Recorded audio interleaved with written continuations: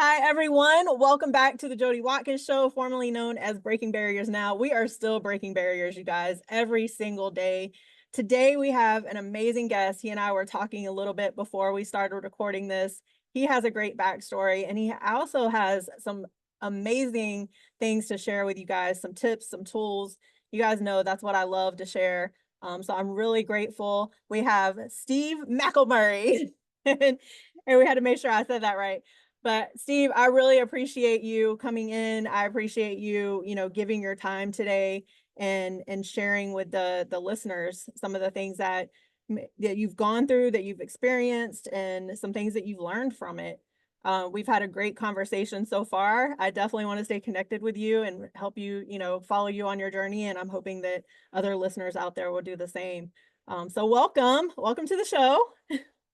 Yeah, thanks for having me. This will be fun. Yes, of course.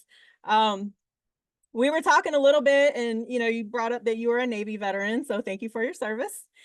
And also, we got into the conversation about MMA and trauma healing. And so I would love to just mainly just kind of discuss a little bit about like what got you where you are now, what made you join the military, things like that. Those are always questions that people ask me. And so I like to ask other people. Long time. Yeah. And then I say in under 40 minutes, right? Tell your whole life story in under 40 minutes. No. Yeah, But I'm yeah, if you 51 want to just myself. kind of hit on Longer. that a little bit, and thank you again. Like I said, I always want to honor people's time. So I do want to honor your time today and honor your presence. And I always tell people like I just appreciate when people show up and give the listeners something, another voice to listen to besides mine. Yeah, well, uh, let's see. Where do you want to start? Uh, I used to be a lot shorter. They said I cried a lot then. Um, Oh wow. so I didn't have an idyllic childhood. I suppose somewhere there's somebody who had a super special childhood and it was fantastic for them, but none of the rest of us like those I people. haven't met too many of them, to be honest. I don't know. Um, so like there are some things in my childhood I didn't enjoy. I didn't like getting pushed down the stairs. I didn't like being Mm, choked. Um, Once I was busy I was involved in a bar fight that turned into a shootout, which is I was reading a little bit more Western novel, and that's what's going on. Uh, so, but I'm like in it, right? You've been in a movie, you've been watching a movie, and like nothing else in the whole world is happening, or you've been reading a book, right? And you're just mhm, completely in it. right. Yeah. So I'm just all the way in this bar fight that turned into a shootout. So, of course, you can't just leave those. You have to stay through the whole thing. Uh, well, it was time for dinner. So I didn't realize that because I'm busy, right? I'm Mhm, busy involved in this bar fight.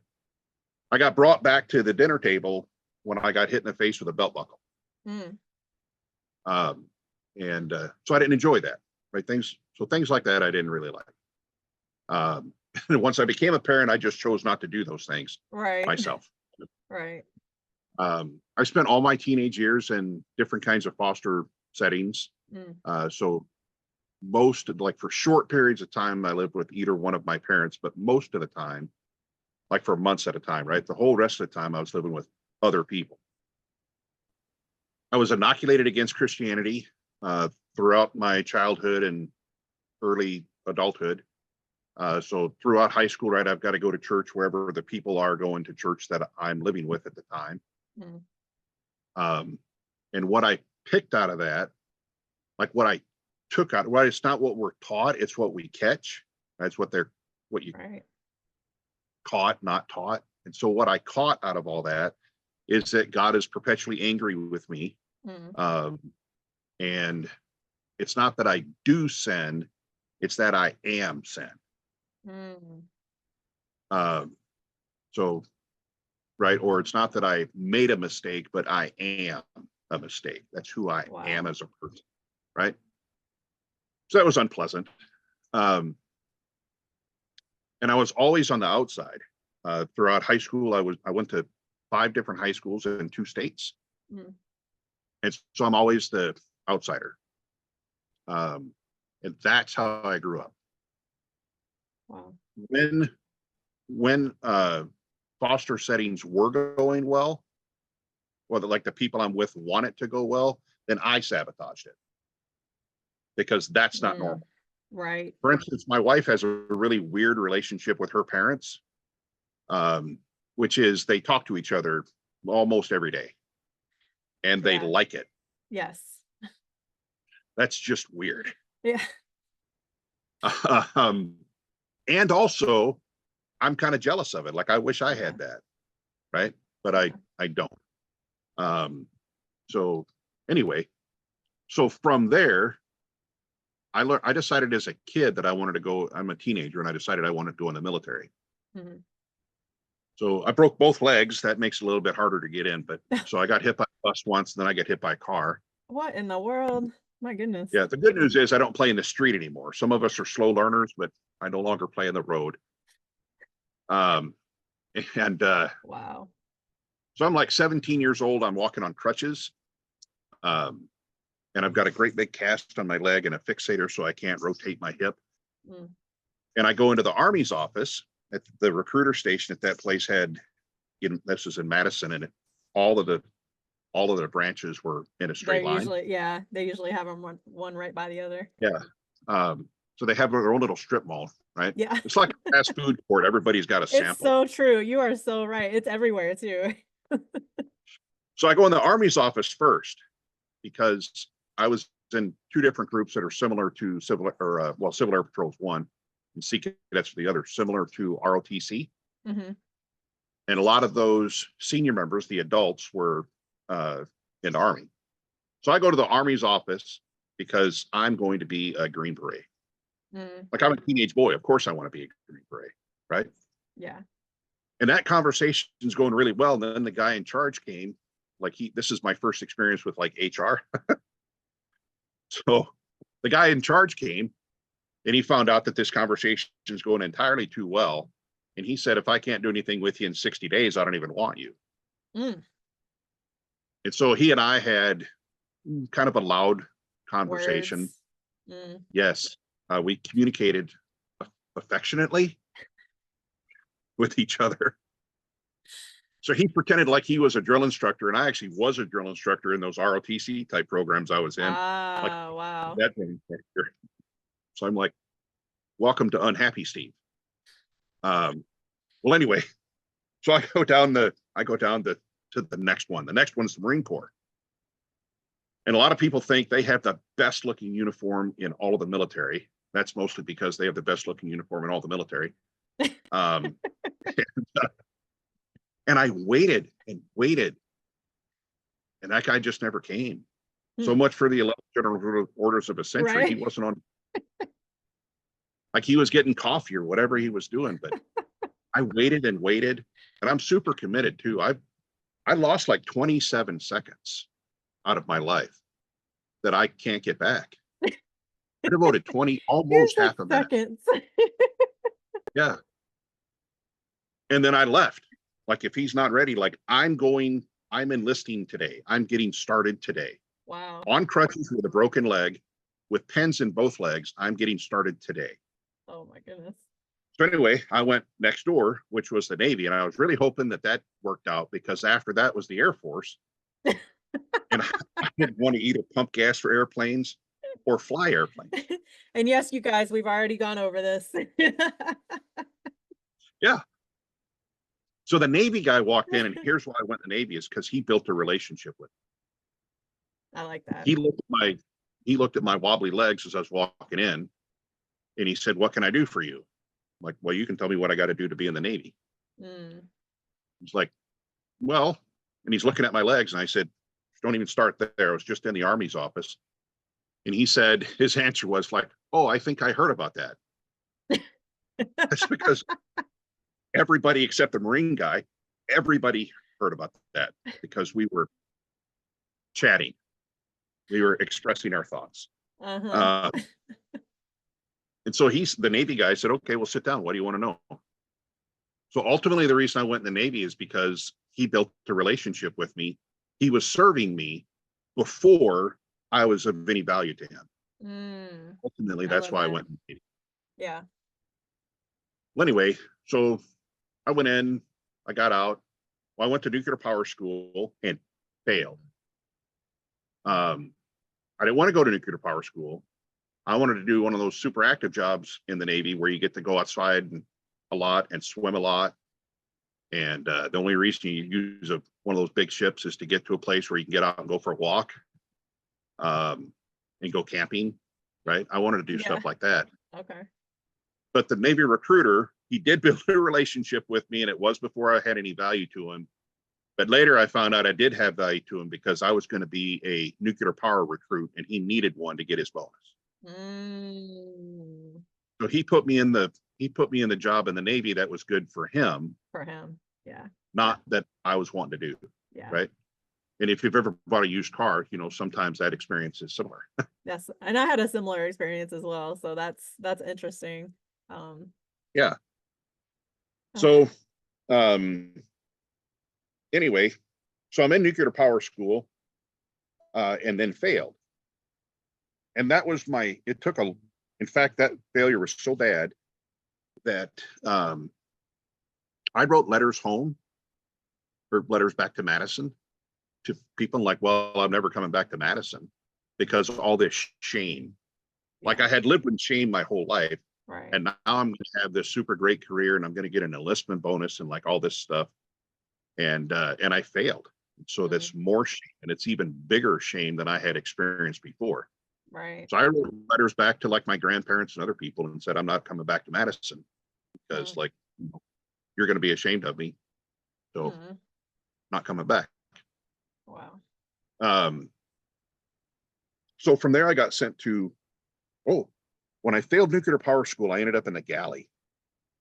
And this is where I accidentally tripped and ran into personal development. I didn't know that. So when you fail nuclear, this is 1992 maybe. So at that time anyway, if you fail nuclear power school, most of the time the things that happens to you is you go to the galley, which is kind of like a fast food restaurant, but where everybody is angry and you don't have to take care of customers and you get to cuss customers out and talk bad about them and stuff like that. I'm sorry, I mean, where we serve people and make sure they have good nutritious food. And it's only 7 days a week, and it's only almost all the hours, right? And the guys that I'm in class with today, I'm going to be serving brats to tomorrow, right? So there's a guy in my barracks, the lights are off. It's completely dark. There's a guy there who's also failed. And he is wailing. Like he's not crying a little bit because his girlfriend broke up with him, or no, he's wailing, right? Where the Bible says there's going to be weeping and gnashing of teeth, that guy's getting practice. He's getting warmed up. And of course, lots of other people are mocking him, right? So I'm laying in bed. I had the presence of mind to just at least be quiet. It's possible that I was crying too. I've decided not to remember that, but I had at least was quiet. Right. And so other people are mocking him, and I'm laying in bed in the dark, listening to that. And I'm like, I don't know what tomorrow is going to be like, but this is going to be the best job I have in the Navy. And so I tripped into personal development. I did not know that, because that job ended up being the best job I had in the Navy, because I decided. Oh, I love that. I'm glad you said that. They didn't teach any. I don't know if they teach it now, but they didn't teach it then. No. So anyway, so I go to the galley. I decided to make it the best job that I had. Some of those are fun stories to tell, like at another time. That became fun. Anyway, so then I go to get assigned to a boat in Washington State. So I go there. It's just before Christmas now. This must be Christmas of '92, I'm guessing, I think. Anyway, and my ship is gone. So I'm going to be assigned to the Kitty Hawk battle group on another boat, and they're gone. So they happen to be down in Somalia at that time when I got to Washington State. Okay. So I'm a single guy at a Navy base And I had been told that, like, you will go to church when you get there. So like, okay, fine. I found a church to go to. I don't really want to be a part of the church. Like, it's not that. I'm like, okay, fine. Like, I respected my high school principal, and he told me this is what you need to do. And so, okay, fine, I did it. And I picked a church where I knew the language, like I knew the songs they'd be singing and stuff like that, and the things to say, so that, and I know how to smile for the camera, that kind of thing. And then you can think that you did a good thing because you met the new person, but nobody's going to get too close to me. Right. I just know how to put on Brene Brown talks about masks and shields. Right. Oh, yeah. So I didn't know about those at that time, but like I had an array. Well, anyway, so the great United States Navy found out that I was way too happy. I have more Christmas parties to go to and New Year's parties than a person can do in lifetimes. And the Navy found out about that. Like, we really need to help you. We need you. So just before Christmas, I got on a plane. I went to Pennsylvania, then to the Persian Gulf, and then waited for 2 weeks. So I do like that cliche. I waited for my ship to come in. That took 2 weeks. I did have some interesting experiences while I waited. I learned about per diem. I'd never experienced per diem before. Okay. But anyway, so I was in the Navy for a few years, and then I got out, and I'm just bouncing around. I have no direction. I have no plan. I'm going to be in the Navy for my entire career. Instead, I stayed for 3 years and fought my way out. So my next thing is I'm going to be a cop, but I don't know how to do that. And so I got a job as an armed guard in inner city Seattle, at places where the police don't go when they bring all their friends.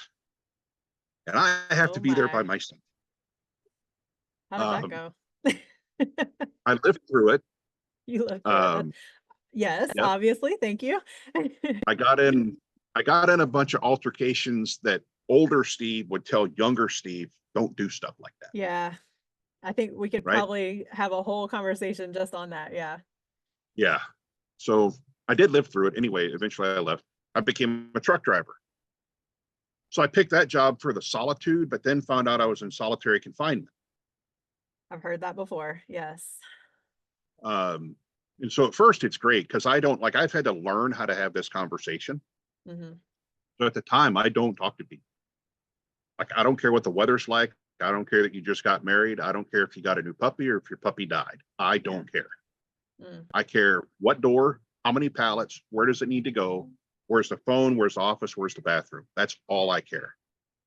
And if somebody did you tend, I don't mean to cut you off, but I have a question with that. So, because I think about kind of my own journey and similarities and things like that. And, do you feel like you needed to cut off your emotions in order to not allow yourself to become vulnerable to anybody else, since you had done that so much? No, it was about, I don't want you to know me. Okay. So if I'm just gruff and, we'll get the task done. I was entirely task focused because I can do a task, right? Right. If you get to know me, initially you're going to like me, but if you get to know me, then you're going to find out some things about me. You're not going to like me anymore. Right. Right. And that's like, I have a lifetime of, oh, well, I didn't know this before. Right. And so that's why. Gotcha. So, but after a couple of years, I'm not really happy being a truck driver because I'm in solitary confinement. Right. Like, how often can you listen to the same country song on the radio as you're driving across the country? Plus, I don't sing well. So if I sang with the radio, the DJ would get on and like, can you please knock that off? You're ruining it for everybody. Oh my goodness. Yeah. Well, so the way I got out of truck driving is I lost my license. So we talk about universe and all this thing kind of moving us. I feel like God is moving me to this other thing, and I'm not moving myself. So he's like, I'm going to close the door for you. Okay. Yeah. Now you have to go somewhere else. Yes. So I lost my license. I'm 27 now, and I'm homeless because I live in my truck. So I lost my license for speed. I did get freight delivered, oftentimes early, but that made the highway patrol angry. Oh goodness. So I wanted to go back to Madison so little, Madison, Wisconsin. I wanted to go back there so little that I avoided loads that went to Wisconsin. Wow. I do not want to go there. So now I'm homeless. Like all of us, like I just got a phone call, like you're homeless, right? Bring the truck back, drop it off, you're done. So I called grandma because you can almost always move in with family, right? Grandma's in Madison. Like I hate my life. I'd already been suicidal. So I considered that, but instead I just, fine, fuck it, drove to Madison, right? So I'm 27, I'm homeless, I don't have any money except the money I haven't spent yet. I don't have a job, and I live with grandma. And I know that other people, like I graduated high school with, they're having careers and they're dating or married and have kids and like all that stuff, right? And here's Steve, picture of success. So grandma didn't charge me rent, but she did make me work. There's a lot of value in work. So the job that I did for grandma, like she had a list of things, right? Because she's 8,000 years old and can't move that well. I'm 27. I didn't do yoga, but I was pretty flexible. I could still move good. Right. So the job that I picked for her, like on that list, the job that I picked was roofing her garage. Okay. And the reason I picked it is because she's not going to come out and talk to me. Right. Wow. When I accidentally turned into a roofing contractor, the way that happened is a guy walked over and like, hey, can you do my garage? So I learned how to roof with a book that I bought at Menards because I sabotaged an interview. So Menards is a like Home Depot, right? A do-it-yourself store. Gotcha. So the guy offered me a job in the interview. And he offered me the job, and I snapped on him and went to fighting in the interview. So he went from sticking his hand out to shaking hands to like sliding away in the back corner. Like, whoa, yeah, where did that come from? So we finally reached an agreement. You can always reach an agreement. And our agreement was, I'm not going to hire you. And my side was, I'm not going to work here. All right. So on the way out, I bought a book that I thought was a tech manual because I understand tech manuals. So I was in the Navy. That's how the whole Navy runs, with 19-year-old kids that have never been anywhere, but they can read. Yes. So they're the ones who run these billion-dollar ships, right? Yep. Air Force is the the older same way. people, yeah. And the older people are called chiefs, and they run around with a coffee cup. Yeah. Like that's their job. That's how they keep the country safe, is by having coffee cup that they never wash. Oh, goodness. So I bought this book that I thought was a tech manual. Instead, it was a badly written do-it-yourself book. And poof, I'm a roofer. But I have a really bad self-image and I can't talk to you, right?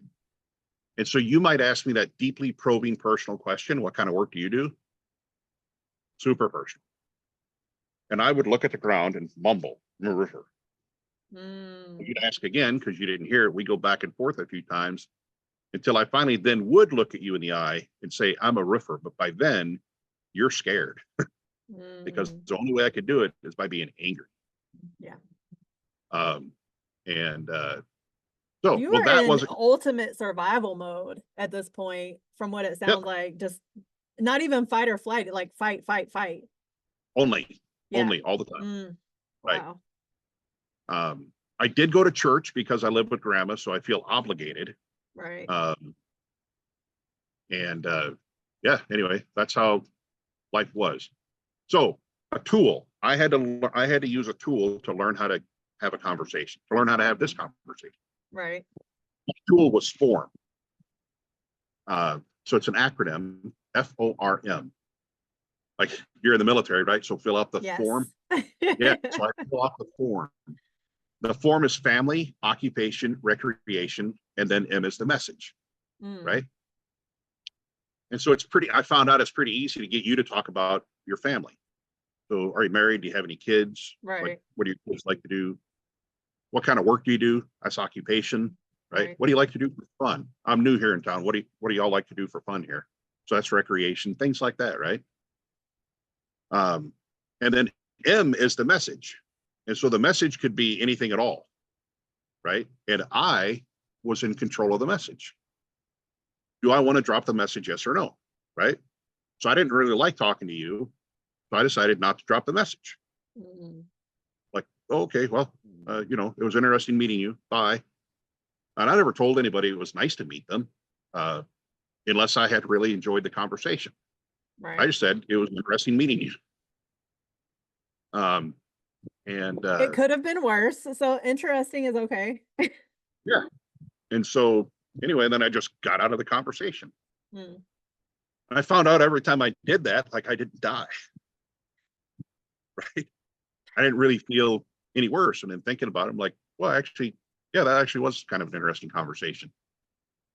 And so then I was willing to have another one later, right? And learn how to have conversations that were not about tasks. Mm. Everything else had been about tasks. Right. So I'm a contractor and I get introduced to the concept of personal development. And so I'm reading books today. I'm a part of the John Maxwell Leadership Team. I got introduced to him years and years ago, and I'm reading the books, but I'm reading the book so I can bring them back to my company and get my employees to do better, Mm. to learn a new skill, to go faster, to, whatever, but to do better. Right. Right. I didn't think of that as manipulation because I'm not trying to get somebody to do something bad. Right. But I read the books about personal development about how to make you be better. Right. None of this applies to Steve. Ooh, It's not that I think that so like good. I'm super cool Right. and I don't need this stuff. It's just it didn't occur to me. Right. Right. Well, it's easier So to see everybody else's flaws, right? It's right. there's a verse in the Bible where it talks about taking the plank out of your own eye before, Yep. but it's so much easier to see everyone else's. And when we're operating in survival mode, I mean, there's a lot of research on this too that I've done. When we're operating in survival mode, we are projecting, deflecting. It's we don't want to see what's inside of us because that's going to make us have to turn the mirror around, and that's hard. I That's hard, right? So it's so much easier to be like, oh well, you need to do this and you need to fix this, and yeah, give them the books, right? But we have to be able to do it too. yep. So I'm, eventually I got married. And then I was married for 5 years before I unpacked my shower bag. I just Mm. always expect it to be over. Right. Sometime not that long ago, actually, I'm fighting with my wife. I'm sorry. I mean, we're communicating. We're having a conversation. I misspoke. Right. And so I said, I don't think you've ever forgiven me. Mm. She snapped right back and she said, no, I have forgiven you. I don't think you've forgiven yourself. Like, Yeah. all right, well, that's not fair fighting. That's difficult, right? That's difficult to hear. Yeah. So anyway, so we fast forward a little bit and it's 2020. So I've been a contractor. I sold that business in 2008. I became a paramedic. And then I went to nursing school and now I'm a travel nurse. So it's 2020 and I'm a travel nurse. I'm in St. Louis, Missouri.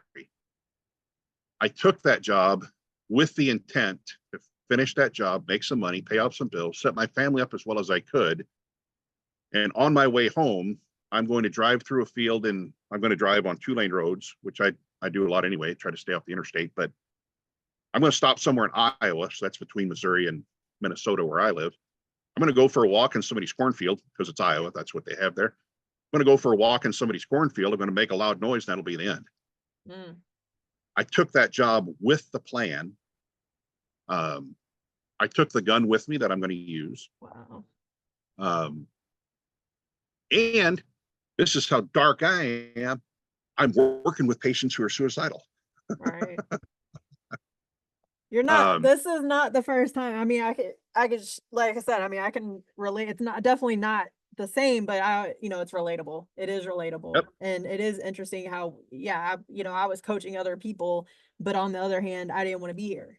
Right. So Yeah. don't think you're alone on that. Yep. And there's a lot of people out there who are operating in the same way, which is why I love doing this, right? Where we can share these stories and let people know like, hey, you're not alone and there is life on the other side, but we have to go through. Right. So Here's how I At got that there. point, yeah, I was gonna say at that point, like what made you not do that? So I have a speech that lives on YouTube. It's called "Choosing to See Through Suicide to Hope." Okay. Choosing to see through suicide to hope. The way that I got to, which of course is my story, and then some stories from other people too. But Mhm. the way I got to that title is, in my experience, I've looked down the gun barrel a lot of times. Mm. And I know that it's like, it was hard to pick the gun up the first time, but every time after that, it's easier and easier and easier to pick the gun up. And it's always harder to put the gun down. Always. And then the voices get loud. Yes. Like, you're a coward, you're a liar, you said that you were going to kill yourself, and and all this stuff, and now you haven't, right? I know what the researchers say, and I know the way that we're supposed to, I'm a healthcare professional, we're supposed to talk about suicide, but the people Right. that live it Yes. don't talk about suicide the way the people who read about it talk about it. Exactly. So anyway, I'm sitting in the room that I'm renting a room at somebody's house. I'm sitting in the room looking at the gun. I'm holding the gun in my hand and thinking about it. Like, today's not the day. It's just going to be a few weeks from now when I'm done with the job. And then, it'll just be like, oh, I haven't heard from Steve. So, oh, maybe he got delayed or whatever. Right. And then somebody probably find my car. But so I'm looking at the gun and I hear a voice like there's somebody in my room. And that voice says, I wonder how important you must really be. Like, well, not very important. So nursing is based on evidence-based practice, they say. I don't know if that's really true, but that's what we say. Yes. And so the evidence was that I don't have a good relationship with my wife. I don't have a very good relationship with my kids. I have some friends at home, but nobody ever calls me. And for all the talk about we're healthcare heroes, especially at that time, we're definitely not treated like it. Right. We're treated like replaceable 10mm sockets, which is the size of socket that always goes missing. But so that's what I hear is, how valuable must you really be? Like, not very valuable. Well, I wonder if that's true, because it seems to me, this is the voice I can hear, right? So it seems to me that Satan's got you being your very own worst enemy. Like, how would you react if anybody else pointed a gun at you? Well, that's happened to me before, and I know how I reacted. And it wasn't calmly or quietly. So we worked it out.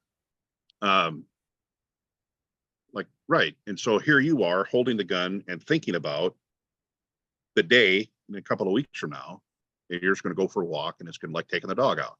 Right. That's why I wonder if you might be your own worst enemy. Well, the talk on it. So I wonder how much value you have. John Maxwell has a book called The 15 Invaluable Laws of Growth. Yes, I've read that. Law 3 is the law of the mirror. And it says that you have to see value in yourself to add value to yourself. When I'm talking about this, like when I'm intending to talk about this, I have a silver dollar so I can show both sides, right? Heads and tails. So the tail side of this law is, I don't see value in myself. I don't have any value. And so I treat myself as if I don't have any value. Right. So effectively, I'm just going to go get rid of myself. Right. I'm going to use a 9mm, but I'm going to just get rid of myself. Right. But the other side, the head side, is you have to see value in yourself to add value to yourself. So I didn't know about that book at that time. When I learned about the book, I keyed in on that law, because like, that took me immediately back to that room that I was sitting in. Yeah. So what I had to do, like, to put it in that language, I wasn't doing it with that language, but to put it in that language, since I've learned about that precept, is that I had to start with the assumption, I don't believe I have any value, but I had to, like, okay, do I have any value that I don't see? Is it possible that I have value that I don't see? Yes. Right. I'm like, well, maybe. And so I had to go and look for it. I had to go. It's not enough if you tell me Yes. You think I look really pretty in these glasses or whatever the thing is, right? That doesn't impact me. Right. And so I had to do the work to look at myself, which was weird for me because like I've been shaving for a long time, but I don't look in the mirror. Like for most of my life, I do not look in the mirror. Right. Right. I know the person who's inside the mirror. We don't like each other. Mm. Right. We have a better relationship now. Right. Yes. Now we have a much better relationship than we did some years ago. But so that was very difficult for me, but I had to look and see, do I have any value? Mm-hmm. And so that's kind of like if you want to go, well, you live in Florida. So if you go metal detecting on the beach, right? You can't see the valuable thing, but you start with the presumption that, well, I think there might be something valuable out there. Right. And so I'm going to take a day off work and go to get a metal detector and like burn myself in the sun and go and find it. Right. You start with the idea that it might be there. So you start to look for it. That's what I had to do. Possibilities. So I didn't kill myself then. So eventually I stopped traveling. I get a job at my local hospital and I go up into a mental health unit. Because mental health patients are by far my favorite flavor. I don't like calling them psych patients because we don't call people with broken legs fracture patients. Right. Right.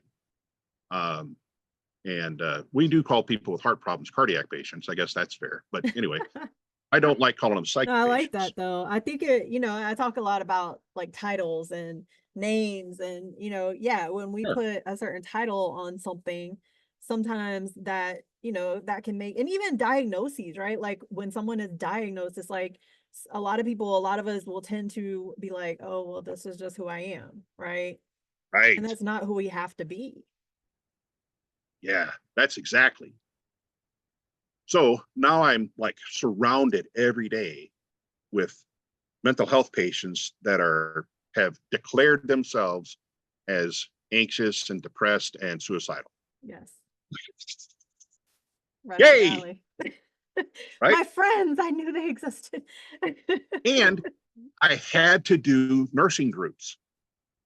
Wow. Like, yes. So I didn't tell anybody, but I had already done the work to become a board certified nurse coach. Okay. I had entered the world of coaching. The reason I did that is because I look back at all the different jobs I've had. Like they say, cats have 9 lives. I've had more than that. In all the different jobs I've had, the part of the job I've enjoyed the best is when I was developing somebody else. Yes. Helping someone else to develop. So when I learned about nurse coaching, that was my introduction to this strange world of coaching. Like, yeah. So I did that, and now I'm in this mental health unit. So when I have to run nursing groups, what my coworkers would do is they turn on a TED Talk, and then everybody just sit there for 20 minutes and talk about, how to fold your laundry when you're depressed, which is probably useful. Right. It's a TED Talk. It's probably really good. But you can zone out watching a TED Talk, right? And so you're not really engaged in that. Right. So I turned them into group coaching conversations. And I got left alone. My coworkers were like, if you're doing that, I'll go off and do something else. So I got left alone. Nobody's supervising me. Nice. I didn't ask for permission. I was in the military. I learned not to ask for permission. Yep. You just do it. Ask for forgiveness. It wasn't wrong. So, and some of them challenged me when they found out, like, you can't do therapy. I'm like, I agree with you. But coaching isn't therapy, right? Right. Exactly. Therapy is mostly looking backwards. Like, how did this thing, so when you get hit with a belt buckle when you're a kid, like, how does that affect you today? We talked about MMA a little bit, right? Mm-hmm. Yeah. So if you're lining up, I did some full contact fighting a little bit in California, which was super fun because it's fun to hit people. It's also kind of fun to get hit. Like, that's kind of fun too.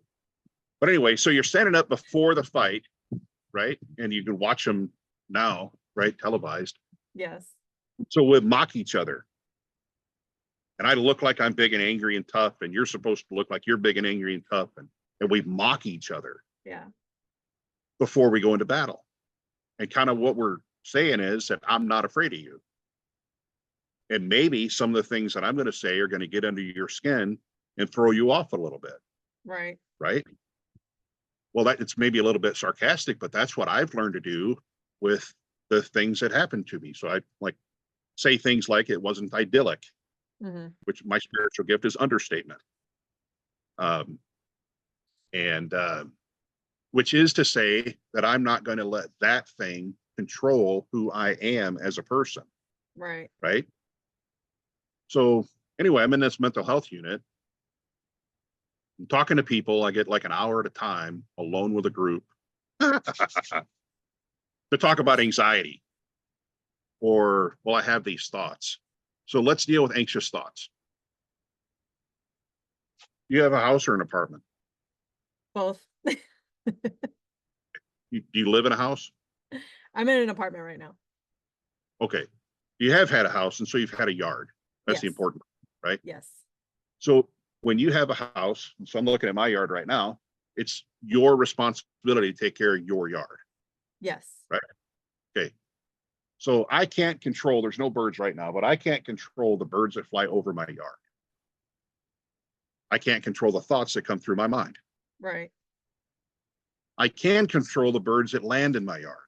I love Well, that. maybe not the ones that land there, but I can control whether or not they stay. Yes. So the first way to start taking control of your thoughts is simply walk out in your yard like, well, I own this thing. I guess I should see what needs to be done. If you just show up like you're present in your own brain, some of those thoughts will leave. Like, oh, I didn't realize that this was occupied. Right. Some of the thoughts will leave. Right. That's one of the values of work. Well, you have to understand, I don't work because I have anxiety. Well, like if you go to work, I've told lots and lots of people, you need to go to work. I don't care if you're asking people if they'd like large fries or if they'd like a milkshake. Doesn't matter. But I can't, you, me, either one of us, I cannot ask, what can I do for you while also being wrapped up in what am I thinking about me? Like you can't do both. It can't, right? Yeah. Oof. So that's a nugget for everybody out there, because yes, that is so true.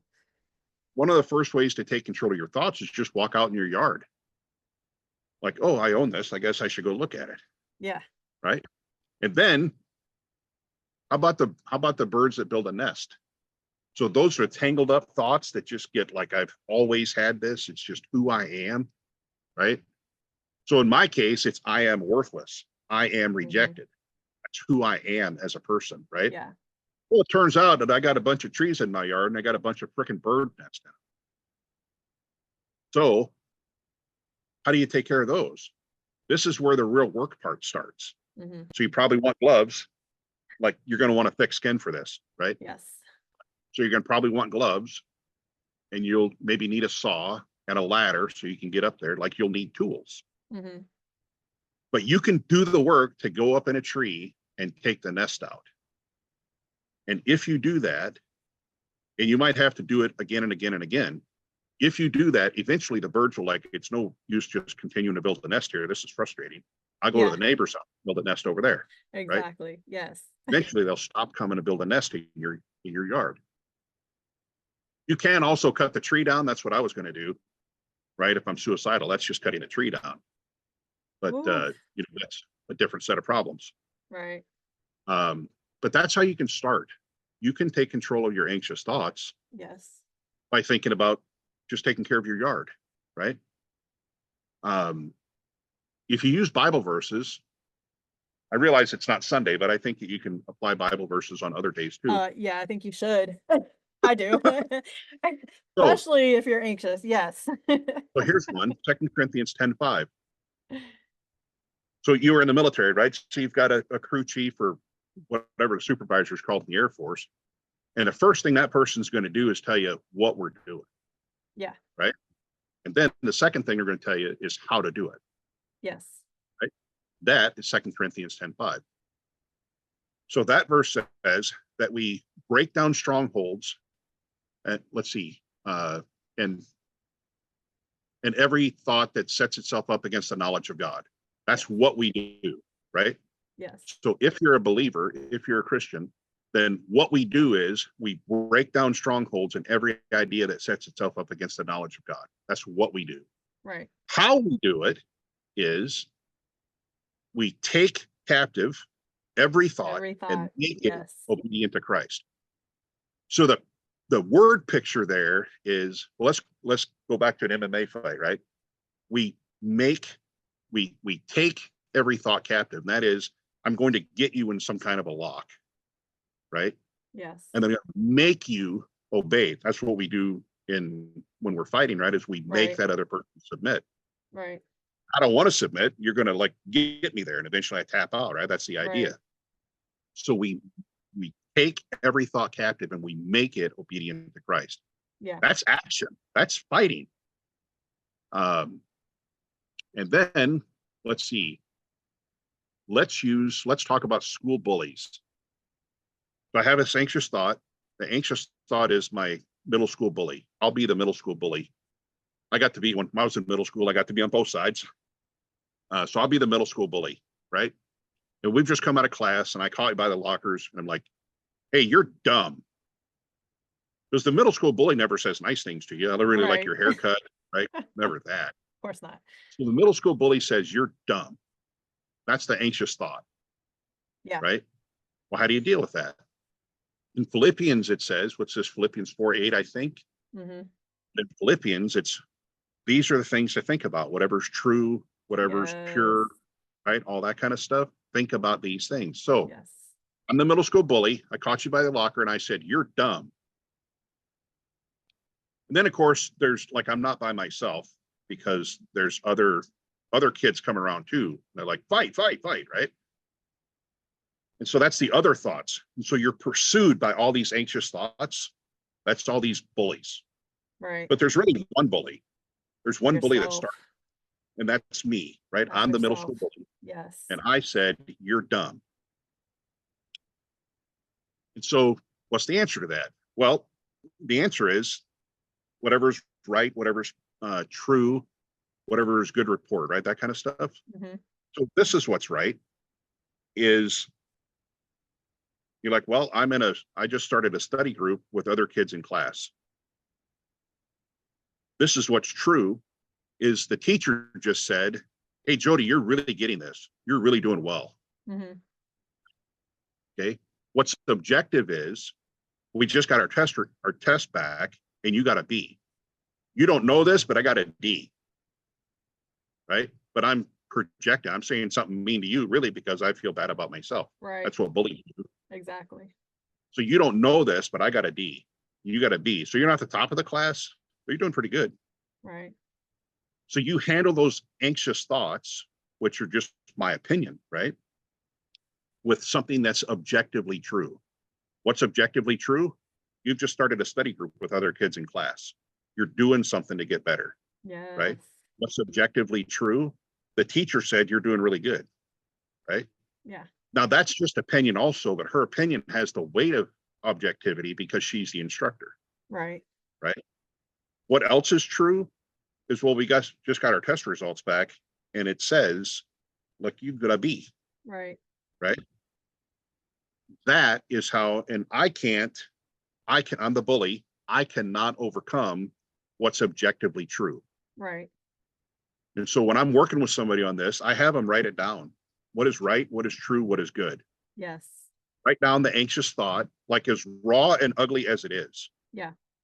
I'm stupid. I'm whatever, right? Whatever that anxious thought is, write it down, just as raw and ugly as it is. So I want to buy your car, right? And so we're going to define what that car is. Well, it's a blue car and it's a 1960, whatever it is. And it's got an automatic transmission. Like, we're going to define it, right? Right.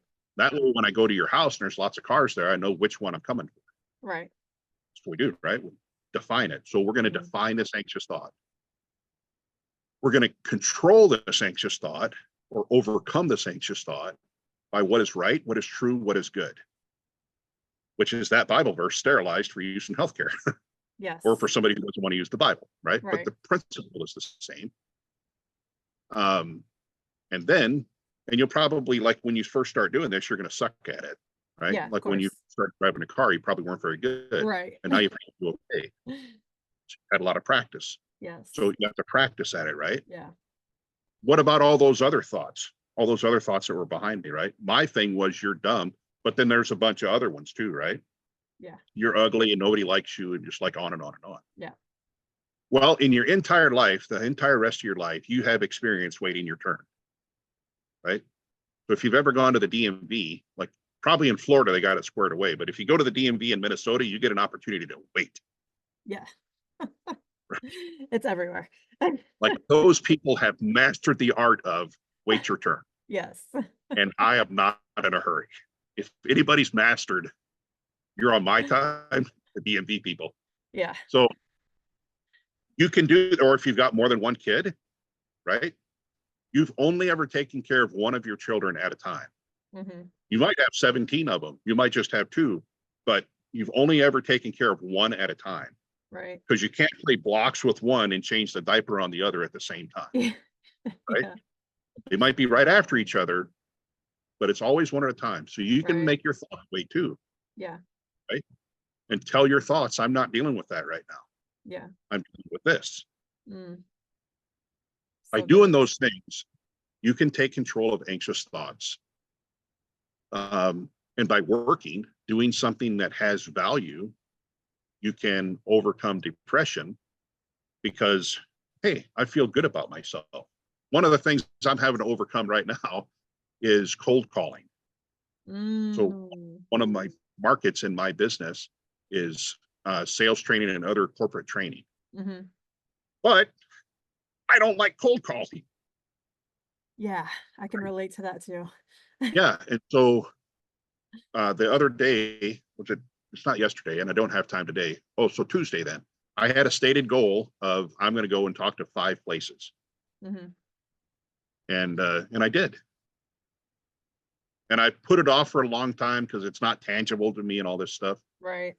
Once I had a stated goal, I'm going to go and talk to 5 places. That was suddenly tangible because I'm able to count to 5. Yes. Right. In fact, I got extra fingers. I can count to 5. So that was tangible for me. And then when I did it, that was tangible for me Right. because look, that's something that I did. Right. And so whatever the work is, work that has value helps to overcome depression. Yeah. Because while I'm thinking about how to work with the car dealer that I went to or the chamber of commerce that I called, I can't be thinking about Steve. I have to be thinking about how can I serve this person? Yeah. That overcomes depression. Yes. Yes. I Without can pills. definitely speak on that as well. Yes. That is so true. Oh my gosh. Look, you guys, if you are driving, if you've been driving, if you have not been sitting still, if you don't have a notebook, I encourage you to play this back again and make sure you have a notebook. I'm going to be playing this back again and taking notes as well. Steve, you have dropped so many nuggets. And, this is something that I'm learning in my own life. Like, our experiences matter and what we've worked through. And you've done the work, you've done the hard, deep work. And when we do that, we are able to actually serve people the way we're supposed to, the way we're called to. And it's funny, you were talking about being a nurse coach and things like that. And I always say, I tell people, I'm like, I'm coaching me, you just get to benefit, right? Like these are these Yeah. are things. So I always say, like, I have to keep coaching, I have to keep speaking, I have to keep encouraging people because otherwise I might forget. Right. And we have those old programs that run in our minds, like you said. And I have a book that I'm working on right now called Overcoming the Enemy Within. It is ourselves. It's us versus us. No one else is out to get us. I had someone tell me the other day that or not the other day, but I had someone tell me in the past that I was mad at the world, right? Now I know I'm not mad at the world. I'm actually at peace with the world. The person I was mad at was myself, right? Because I had allowed a lot of things. I had settled a lot. And then I allowed myself to take on thoughts from other people. Like you said, the bully, right? Like we Right. take on those thoughts. But why are we not paying attention to the other thoughts? It's because usually our upbringings, right? However we were brought Yep. up, and we probably didn't get a whole lot of positive thoughts from that, unfortunately. But when we get them now, we don't have to sabotage them. We don't have to. It's a choice. I love everything that you said. Oh my goodness. We're going to stay connected, I hope, because we just there's so much alignment here. I also love how you're able, because I have to do this too, and depending on everyone's faith walk, when we take Bible verses, but we put it out to the world, right? And that's what we're supposed to do. I didn't grow up in the church. I would go to church with my grandmother sometimes, but so now I'm learning how to do that as well, because we're meant to be out in the world, but we carry these things. And if we actually, I tell people, I'm like, you don't have to be a Christian to look at the Bible, right? Like there are so many nuggets in there, and all you have to do is find the key words, and you've done that. And so I definitely just want to commend you for all the work that you've done. This is not easy stuff at all. And there's a That's very, reason why a lot of people don't do it, right? Like, and have you noticed the more healing that you've done, are you able to see in other people like they're unhealing a lot better? yeah, but even better for you, like, earlier you mentioned when Jesus was talking about the lumberyard, Mm-hmm. right? Taking a speck out of your, taking the log out of your eye before you Yes. help somebody else with their speck. Yep. Um, so I used to be really good at getting a speck out of your eye. Of course, Yeah. I poked it in the head a lot because I got a log in mine. Right. But Exactly. so I used to be really good at that, and so I'm not as good at that. I'm not as good at that anymore. And instead, in fact, I had to do this with. So I still have a relationship with both of my parents, Mm-hmm. uh, but that's because I decided. So it's all about choices, right? So I Yes. decided that I can either like basically divorce and you're dead to me and I never talk to you again, or I can just accept them for who they are and where they are Yeah. and have a, so if we had time, we'd talk about boundaries, but so I've had to do that. We'll have to do another one on that, because that is definitely an important conversation to have. Yeah. So, but anyway, so I still have a relationship with them and it's better than it used to be, Mm-hmm. uh, because I've decided, You right? And chose. Yes. I made a choice to, I call them when I'm going from here to to my next meeting. So I've got 15 minutes Mm-hmm. and then I have to get off. Right. Right. Uh, so I control my time that I'm with them Yeah. and I control the things that we talk about. But over time, like relationships are built on time and shared experiences, Mm-hmm. or in that, like, here we can start with leadership. So leadership is influence, nothing more, nothing less. Mm-hmm. But influence comes from a relationship, Yes. and relationships are built on time and shared experiences. Mm. I have to be with you and do things with you in order to be able to have a relationship with you. Right. If I have a relationship with you, then maybe I can influence you. It Mm-hmm. doesn't mean that every time I start a relationship, I'm looking for a chance to influence somebody. Right. It doesn't mean that at all, right? That's manipulation. I don't mean that. Yes. But just as things come up in the relationship, I'll probably have a thought on whether it should be a blue car or a red car, right? Whatever it is. Mm-hmm. Uh, so now I'm having influence. Well, if that influence worked out well for you, then you might grant me more influence, Mm-hmm. or the other way around, Right. because influence goes both ways. And so you influence me. Yeah. And now what we're doing is we're creating a deeper, deeper, deeper, more connected relationship, right? I talk with mental health patients. Oh, this is super fun. I want to talk about Sally. That's not a real name. I just made it up. So, but we're going to call her Sally. And she's 37 years old and she's actively suicidal. Mm. And that's why I'm so excited about that, because that's how all good stories start. And the average length of stay in our unit is 5 to 7 days. And she left one night 2 full days and before supper on the 3rd day. Mm. Average length of stay is 5 to 7 days. The longest one I saw was something over 30. Wow. She was out in 2 days, a partial, and her first overnight. Mm. This is what happened. So she's 37. She's married. She owns a business with her husband. She has a stepdaughter, a teenage stepdaughter, and a younger child. So there's no telling why they're stressing her life, right? So she comes into the unit and she's actively suicidal. The first interaction we had that she and I had together was on her first morning about breakfast. She wanted to take her tray back into her room to eat instead of into where everybody eats. And I said, no. Like gently, I'm like, no, we prefer everybody to eat together. We had to go back and forth a few times. And she finally like, bam. I'm like, okay, so that's how this is going to go. Right. This is going to be hard. So she ate dinner, she ate breakfast there and everything. She did come to the nursing group that I did, but it doesn't look like she's paying attention. Mm. And I'm like, okay, so whatever, I'll just work with the people that are paying attention, right? Right. Well, later that evening, she had a question. And like, okay, so we worked through that. And the next day, we spent only a little bit of time together, but I was her nurse, so I had to do the assessment. Mm. And so that assessment is one-on-one, and she had some questions, so we worked through that. The third morning then, when I came in, that's the first time she ever looked at me directly, like eye to eye, directly, and she said, I have a plan.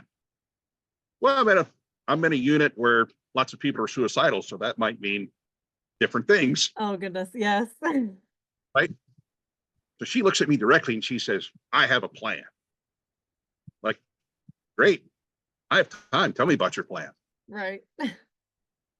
And so her plan is, I'm not going to take any medication. So on that unit, you talk with a psychiatrist every day, medication management guy or lady.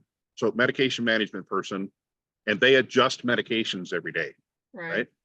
You talk with a psychiatrist every day, Saturday and Sunday too, every day. And then a social worker, and sometimes there's a therapist that comes, and then we get the patients hooked up with med management, a psychiatrist when they leave, and also a therapist. Right? So she says, I have a plan. So we talk about her plan. Her plan is, I'm not going to take any medication. I'm willing to talk to a therapist, but I'm not going to do that very often. And. Okay. So one of the big things that we do here is we give people medications. Right. Like we're kind of like a hospital. We have a medication machine, right? Yeah. Kind of feel bad about ourselves if we don't give people medicine. That's what we do. Yeah. Well, I'm like, have you talked to the psychiatrist yet? No. The psychiatrist is especially a big fan of giving people medication. Like that's what they do. That's their whole thing. I'm like, I like your plan because I don't take any medication myself. Right. I'm like, I like your plan. In fact, of all the people here, I'm probably the one who likes your plan. Yes. So let's talk about how to present your plan to the psychiatrist and the social worker, the two people she has to clear in order to be released. Right? So this is what we do in the world of coaching is whatever your thing is, let's talk about how to make your thing successful. Right. So that's what we did. So here's what we had talked about that she wasn't paying attention to. We talked about being a cell phone tower. So you've seen a cell phone tower, super tall, hundreds and hundreds of feet tall. Down here in the ground, it's not very windy, or maybe there's a breeze, right? But it's not very windy. You can tolerate this. But hundreds of feet in the air, the wind never stops. Right. And it goes every direction, right? Every direction. And so the reason that cell phone towers stand up straight, they're not very big. Like even at the base, they're not very big. Right. And they get smaller as you go up. The way that they stand up straight is they're tied off with guy wires all the way around them. Those guy wires are anchored into the ground, and they pull on the guy wire based on which direction the wind is blowing. So they don't pull on every wire all the time. right now they're pulling on this wire, then they're pulling on this wire, and so on. Well, while she hadn't been paying attention, like she didn't look like she was thinking about, who can I use as guy wires? Wow. And so part of her plan was, she gave me the list. I'm going to call this person. I'm going to call this person. I'm going to call this person. She went all the way around. She had somebody to call, somebody different to call on every day of the week. Mm. And her plan was, she's just going to touch base. Like when I did my daily assessment, for instance, I got that down in about 4 minutes. Mm-hmm. Right? I was maybe cheating a little bit, but I got it down in 4 minutes. So she was going to do the same thing. She was going to have a short conversation with each of these people every day. So she's not overtaxing any one person, Mm-hmm. right? Yeah, that was her plan. So she told the doctor, happily, she left my name out of it, but she told the doctor and the social worker, and she was out of there by the time her husband could come and get her. Wow. Because she decided to be a cell phone tower and use the people, like not use, but let the people that she knows help her. Yeah. Right. Yeah. Yeah. That's a That's success. big. We have to, that's something, not only myself, but a lot of people that I'm around, and I end up being connected with a lot of women, and we go through this a lot, where we don't ask for help very well. So I have this thing where I'm always talking about suffering in silence. Most of us will suffer in silence because we're not willing to ask for help, because what if that person tells us they can't help? Because that's where we're used to. But what if we shift that and say, you know what if that person can help me? Yep. And that's the thing. We have to be willing to take chances, you guys. We have to be willing to take a chance, because chances are, if I reach out to someone, if they really genuinely care at all, and I reach out to them asking for help because I'm at a place that I can't function anymore, chances are they're going to put whatever they have going on away, or at least try to, in order to help me. So we have to be open to asking for help. I don't want to wrap this podcast up, but unfortunately we're going to have to. I hope to have you back on, because I know Yeah, that that'd be there's some fun. other things that we could unpack, especially when you were talking about boundaries. I talk about that a lot too. But I definitely want to make sure to stay connected with you. What's the best way people can find you? Well, I'm pretty easy to find on my website is MacsImpact, MacsImpact.com. Okay. Or call me. I'm easy to call too. My phone number is 715-418-0018. All right. Uh, That's going out to the masses, yep. Yeah, I thought about that and considered it. But yeah, I love talking about this stuff. In fact, a guy contacted me just yesterday that I haven't talked to in years. I don't know how he thought to call me, but he lives down in the Twin Cities now, and I happen to be down there next weekend. So we're going to connect. That's So, awesome. I'd love to. So I've gone from, I only want to know what door, how many pallets. I don't Right. care about anything else. I've gone from that to, I really enjoy connecting with another person. You're an In inspiration. You're an fact, if inspiration. we had I time, hope you see just how much, you've inspired me today. And I hope that other people out there can hear kind of where you started. That's why I love doing this, because where you started and what you're doing now, like that gives people hope, because you've proven that it's possible. And that's what we end up doing as coaches. I think most of the time we end up just, even with just sharing our own stuff, right? It's like, okay, this is what I'm going through. And I always tell people, like, the journey never stops. Your life just doesn't all of a sudden become perfect, right? no, Life is gonna not life. mine. Yeah, exactly. Like, none of us, right? Like, we're always going to be having to shift and get through things, but that's why we have to keep becoming better versions of ourselves, because it's not that we're able to do it necessarily easier. We're just better. We just have to get better. And the more we get better and we surround ourselves with like-minded people who are willing to encourage us, just like we encourage them, right? the more we do these things, the farther we're able to go and the more impact we can have on other people. So I definitely, I honor you. I really do. From the bottom of my heart, because it's tough work. It's tough work. It takes a lot of effort. It takes a lot of, swallowing pride and putting your ego to the side and putting that wall down. Breaking that wall down brick by brick is not easy work. And you've done it. So definitely applaud you for all the work that you've done and continue to do, because it's not stop. It doesn't stop. The work doesn't stop, you guys. This is continuous effort. I too do not take medication. I choose not to. For people that know my story, they know why. So I like that we can also show people that there's ways to get through all this without that. There's other ways to do it. So definitely keep. You have to do the work. Yeah, if you're you not do going have to do the work. you have to do the work. Yeah, you have to do the work. But even with the medicine, I tell people, I'm like, you can have this, I call it kind of a Band-Aid, right? Like you can have the Band-Aid that's temporary, but you have to have the foundation, right? You have to have the foundation that you can actually grow upon. I know that this is going to go long, but let's talk about wheelchairs and crutches quick. All right.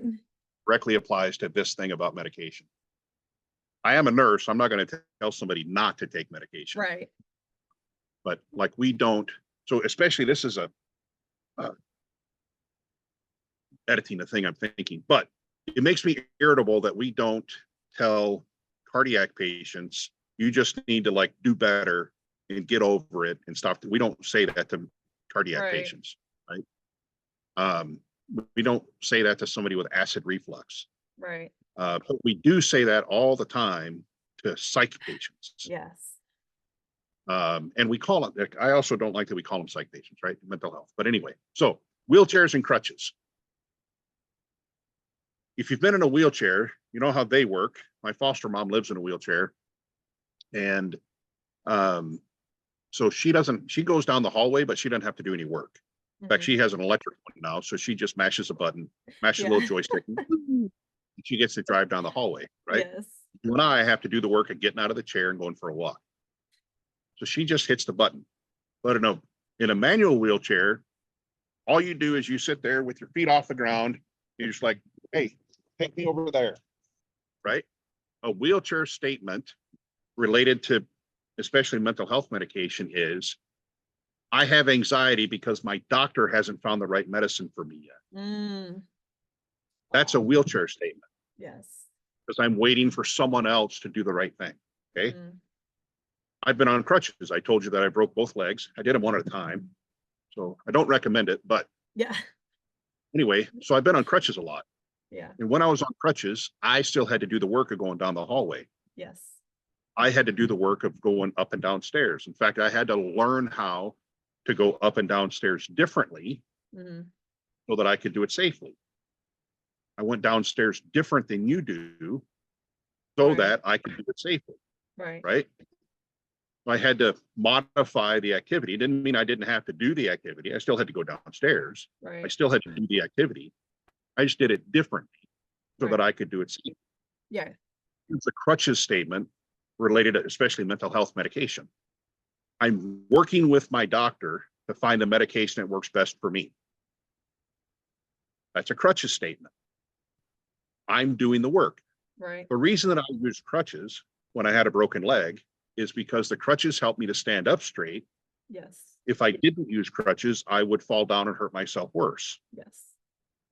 Right.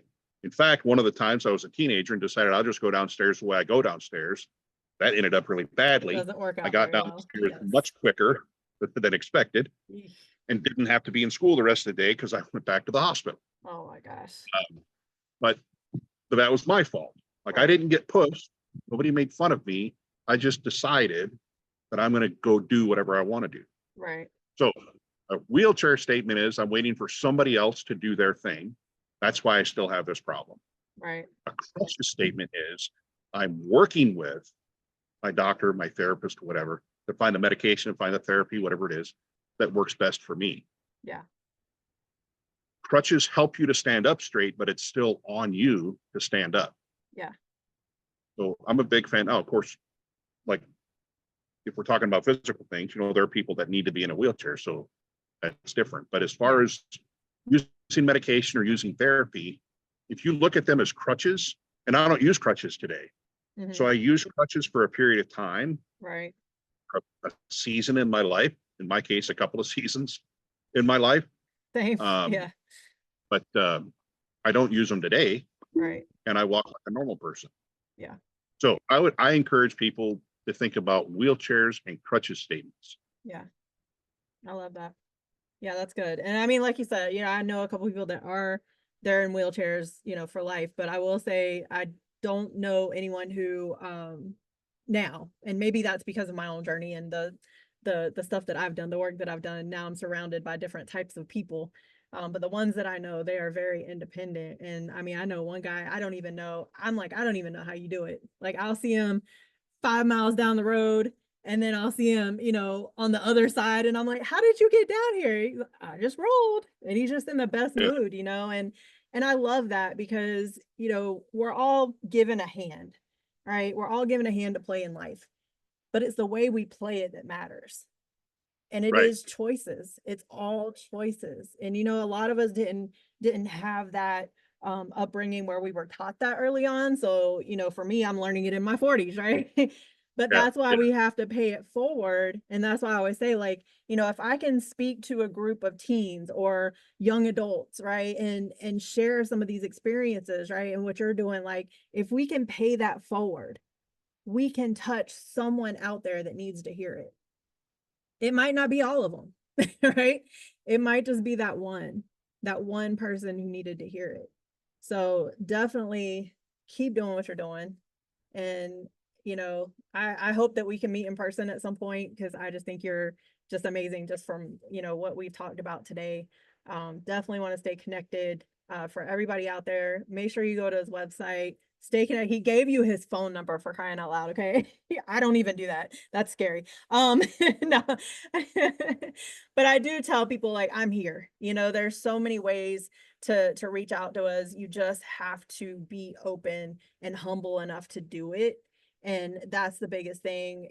I've heard so many people, and I'm sure you've gotten this before too, where it's like, well, I didn't want to bother you. Well, how do you know you're bothering me if you don't try? Right. Right. What you're taking, what you're really doing. I had a mentor one time that told me this, and I kind of adopted it for myself. He said, you're really taking my blessing away.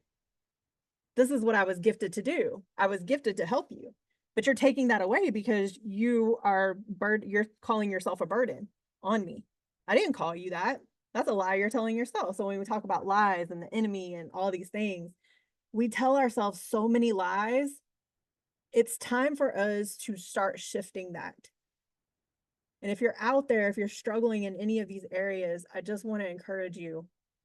I tell my people, write down the lie and then say it opposite. Because chances are the opposite is going to be the truth. Right? Or I had one person just today wrote down, their lie was, I don't fit in anywhere. I said, well, maybe you're not meant to. Some of us aren't supposed to fit in with everybody else. Some of Have us are that person write supposed to down. stand out. Have that person write down what is right, what is true, what is good. Yeah. Yeah. Those three Well, and that's what I questions. said. I hope everybody has a notebook. And if you guys, if you don't have one, if you didn't have one out, that's fine. Make sure you go back and listen to this again and have one. Share this with other people. There are so many people out there suffering in silence, and we would never even know. And so that's why I want to make sure that we keep putting this type of stuff out, because people need to hear it. You're not alone. You have people that can relate to you. And you also have people that are showing you that if you do the work and you make different choices, you can get to the other side and you can keep going and you can help other people along the way. And that is fulfilling. That is definitely one of the best ways that I've found to deal with depression, is by serving others, like you said. Yep. Right. Yep. So, I hate that we have to wrap this up. Like I said, we're going to have to do more. I can definitely foresee that in the future. I I'll do do it again. appreciate, Yeah. This. yeah, I do appreciate your time today. Again, I want to honor you for your work. I can't speak on that enough because I know that journey it can be difficult.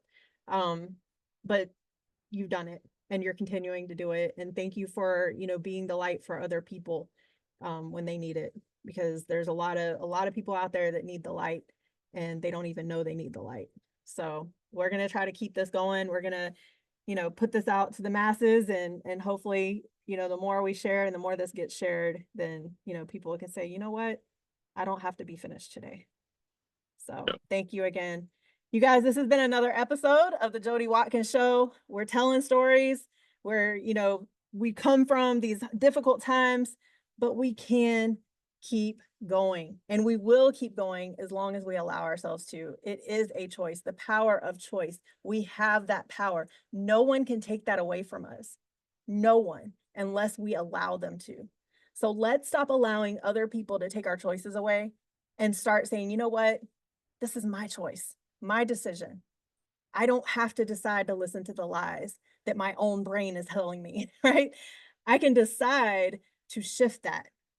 And like you said, what is true, what is real? Like, most of what we tell ourselves, it's not the truth. And we just have to be open to believing that.